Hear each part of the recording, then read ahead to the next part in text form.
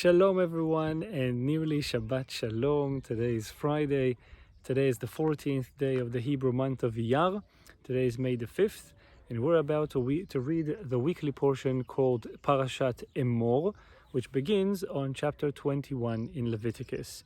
And the chapter covers, the portion covers three main topics. We have, first of all, the portion discussing in the sanctity of the priests. And we see that the priests are carrying a special kind of sanctity which other people don't have, and because of that sanctity, they are restricted in various ways. We also see the portion moving on to talk about the appointed feasts. We read about Passover, we read about the Feast of Weeks and the days in between the two. We read about the beginning of the year and Day of Atonement. We read about Feast of Tabernacles, and of course we also read about Shabbat. And after we read about that section about the appointed feasts, we also read about a case of a man which committed the sin of blasphemy, cursing the name of God.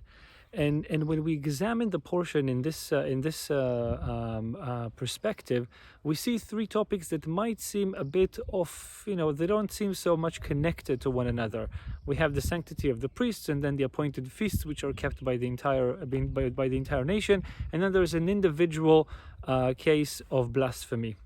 What is the connection between it all? And when we think about it, we see one thread that really cuts through all these three topics, and that's spiritual perspective of life.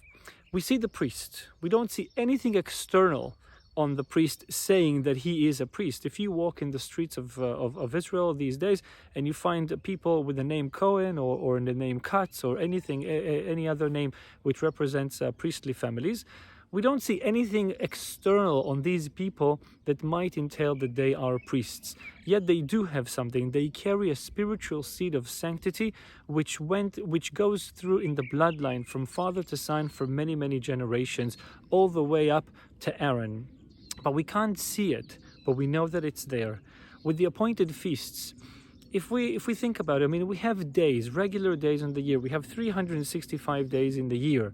Yet some of them are special days, they're high holidays, they're appointed times, designated times for worship with a spiritual seed planted in those days. The Passover could be a regular Thursday or a regular Wednesday night. Shabbat, it could be just a regular, it could be like a regular day. Yet there is something special about that time, something that we know, a spiritual seed which sprouts, which grows, continue to grow every time when we get to that designated time in the year, but not something that the eye can actually capture. With blasphemy, the person said a word. He used words. I am saying words right now. You don't see the words which are coming out of my mouth. You can't see the words. You may hear the words, but you can't really see them.